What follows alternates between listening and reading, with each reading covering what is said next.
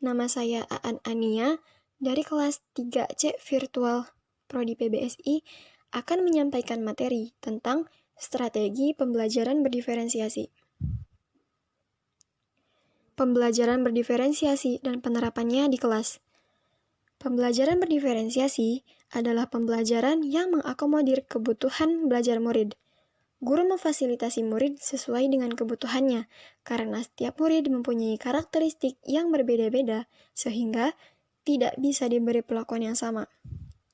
Dalam menerapkan pembelajaran berdiferensiasi, guru perlu memikirkan tindakan yang masuk akal yang nantinya akan diambil, karena pembelajaran berdiferensiasi tidak berarti pembelajaran dengan memberikan perlakuan atau tindakan yang berbeda untuk setiap murid, maupun pembelajaran yang membedakan antara murid yang pintar dengan murid yang kurang pintar.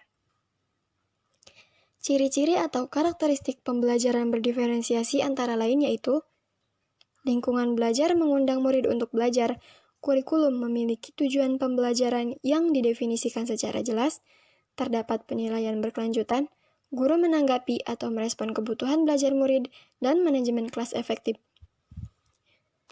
Contoh kelas yang menerapkan pembelajaran berdiferensiasi adalah ketika proses pembelajaran, guru menggunakan beragam cara agar murid dapat mengeksploitasi isi kurikulum.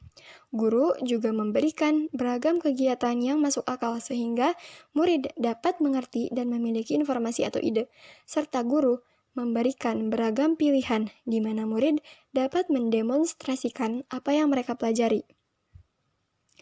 Untuk dapat menerapkan pembelajaran berdiferensiasi di kelas, hal yang harus dilakukan oleh guru antara lain, yang pertama, melakukan pemetaan kebutuhan belajar berdasarkan 3 aspek, yaitu kesiapan belajar, minat belajar, dan profil belajar murid. Bisa dilakukan melalui wawancara, observasi, atau survei menggunakan angket, dan lain-lain.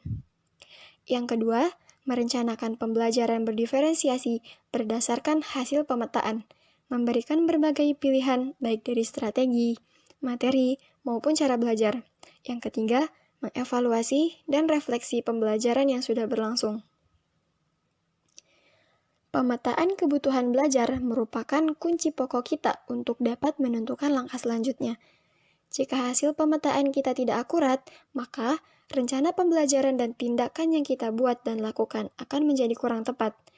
Untuk memetakan kebutuhan belajar murid, kita juga memerlukan data yang akurat baik dari murid, orang tua atau wali, maupun dari lingkungannya. Terdapat 3 strategi diferensiasi di antaranya, yaitu yang pertama, diferensiasi konten. Konten adalah apa yang kita ajarkan kepada murid. Konten dapat dibedakan sebagai tanggapan terhadap kesiapan, minat, dan profil belajar murid maupun kombinasi dari ketiganya, dan guru perlu menyediakan bahan dan alat sesuai dengan kebutuhan belajar murid. Yang kedua, diferensiasi proses. Proses mengacu pada bagaimana murid akan memahami atau memaknai apa yang dipelajari.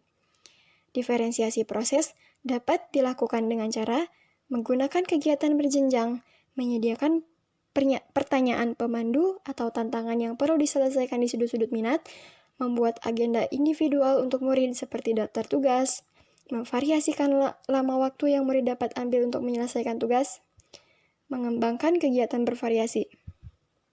Yang ketiga, diferensiasi produk. Produk adalah hasil pekerjaan atau unjuk kerja yang harus ditunjukkan murid kepada kita, seperti karangan, pidato, rekaman, diagram, atau sesuatu yang ada wujudnya.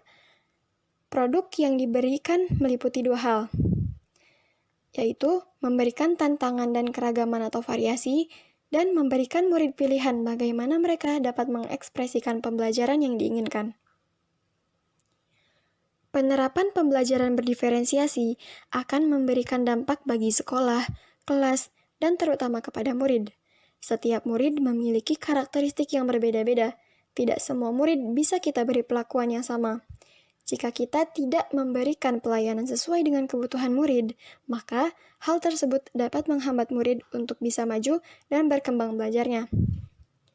Dampak dari kelas yang menerapkan pembelajaran berdiferensiasi antara lain yaitu setiap orang merasa disambut dengan baik. Murid dengan berbagai karakteristik merasa dihargai, merasa aman, ada harapan bagi pertumbuhan, guru mengajar untuk mencapai kesuksesan, ada keadilan dalam bentuk nyata, guru dan murid berkolaborasi, kebutuhan belajar murid terfasilitasi dan terlayani dengan baik. Dari beberapa dampak tersebut, diharapkan akan tercapai hasil belajar yang optimal.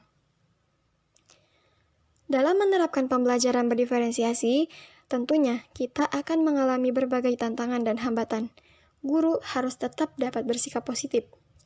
Untuk tetap dapat bersikap positif meskipun banyak tantangan dalam penerapan pembelajaran berdiferensiasi adalah terus belajar dan berbagi pengalaman dengan teman sejawat lainnya yang mempunyai masalah yang sama dengan kita.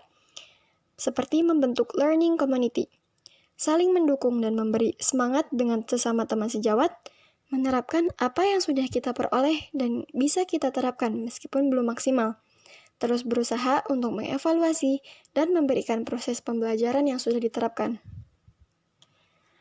Pembelajaran berdiferensiasi sangat berkaitan dengan filosofi pendidikan menurut Ki Hajar Dewantara.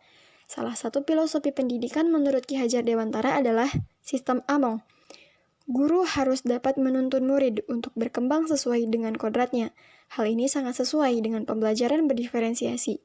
Salah satu tujuannya adalah mewujudkan merdeka belajar dan profil pelajar Pancasila dan budaya positif.